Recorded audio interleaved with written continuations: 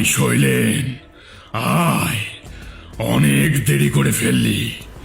এই শিশুর আত্মা যখন আমার আয়ত্তে আসবে তখন আমি অঘোর সিদ্ধি লাভ করব। তারপর এই তল্লাটে তোর মতো ছোটখাটো তান্ত্রিকের আর কোনো জায়গা থাকবে না। তুই ক্ষমতার লোভে অন্ধ হয়ে গেছিস রুদ্র। গুরুজি তোকে শিখিয়েছিলেন আর্তের সেবা করতে, আর তুই করছিস নরবলি। সেবা? হ্যাঁ, সেবা করে কি পাওয়া যায়? দরিদ্রতা আর মানুষের অবজ্ঞা। দেখ শৈলেন, আজ এই পিশাচ শক্তি আমার হাতের মুঠোয়।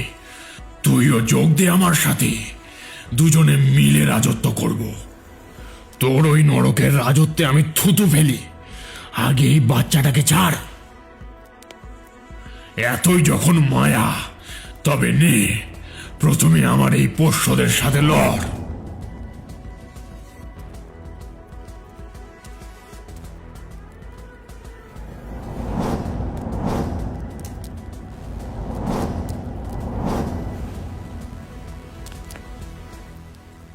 ঠাকুর মশাই, ওরা তো আমাদের ঘিরে ফেলেছে। এবার কি হবে? ভয় পাস না। আমার ঝোলা থেকে পঞ্চপ্রদীপটা বের কর। তারপর তার তেলটা আগুনের কুণ্ডের চারিদিকে ছিটিয়ে দে। ততক্ষণ আমি এদেরকে থামাচ্ছি। দেখি তোর গুরুদণ্ড কবচ তোকে আজ বাঁচাতে পারে কিনা। বজ্রতালি বগলামুখী, এই হুঙ্কার দ্বারা। এ কি তুই এই গুরু মুদ্রা শিখলি কবে? গুরুজি তো এটা কাউকে শেখাননি।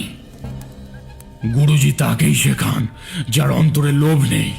রুদ্র, তুই শুধু শক্তি চেয়েছিস, ভক্তি নয়।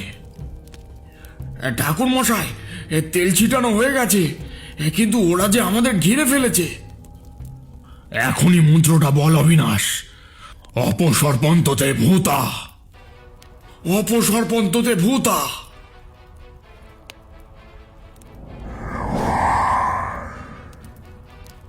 না, আমার যজ্ঞ নষ্ট হতে দেব না। শৈলেন, তুই আমাকে বাধ্য করলি এই অস্ত্র ব্যবহার করতে।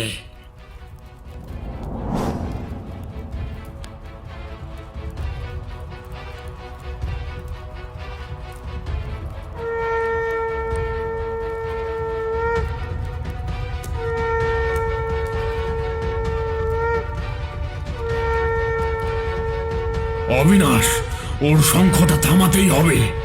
ওটা কাল ভৈরব শঙ্খ। ওটা বাঁচতে থাকলে প্রেতলোক খুলে যাবে।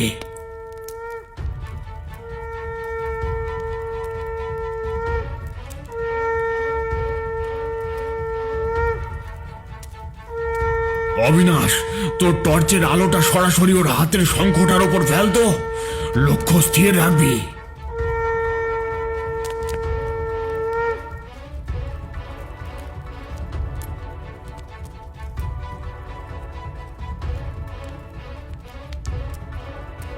ওং বগলামুখী সর্বদোষ্টানাং প্রেত ধ্বংসম দ্বারা। এক বিকট আর্তনাদ করে রুদ্র মাটির উপর পড়ে গেল।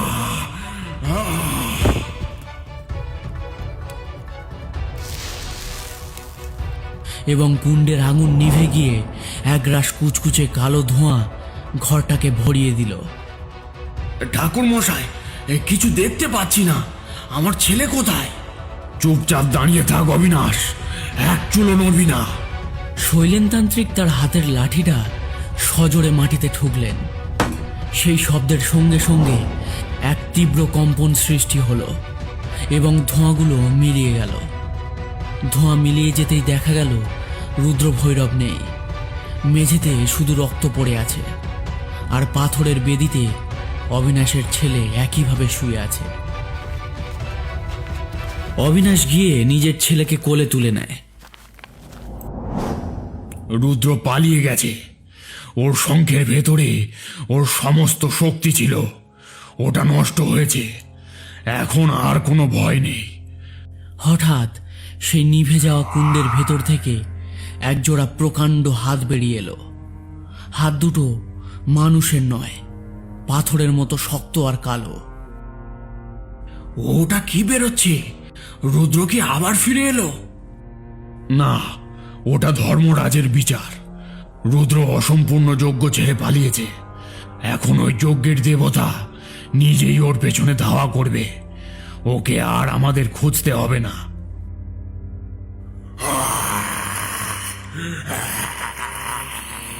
জলদি এখান থেকে বেরিয়ে যেতে হবে অবিনাশ। এই সুড়ঙ্গ আর বেশিক্ষণ টিকবে না।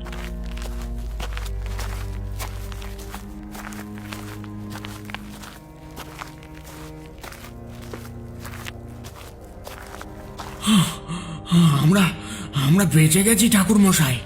কিন্তু কিন্তু রুদ্র ভৈরব সে কি আর কখনো ফিরবে না? প্রকৃতির নিয়ম খুব অদ্ভুত অবিনাশ। যে শক্তির অপব্যবহার করবে সে শক্তি একদিন তাকে ধ্বংস করবে। রুদ্র এখন মহাকালের এমন এক গহ্বরে বন্দী হয়েছে যেখান থেকে ফেরা অসম্ভব। বাচ্চাটা ততক্ষণে চোখ মেলেছে। সে ভয়ে অবিনাশকে জাপটে ধরল। অবিনাশ, তুই এবার বাড়ি ফিরে যা। আমি চলি, আমার আরো অনেক কাজ আছে। কিন্তু ঠাকুর মশাই। অবিনাশের কথা শেষ হলো না। শৈলেনতান্ত্রিক তার ঝোলাটা কাঁধে তুলে নিয়ে গ্রামের মেঠো পথ ধরে হাঁটতে শুরু করলেন। তিনি আর পিছনে ফিরে তাকালেন না।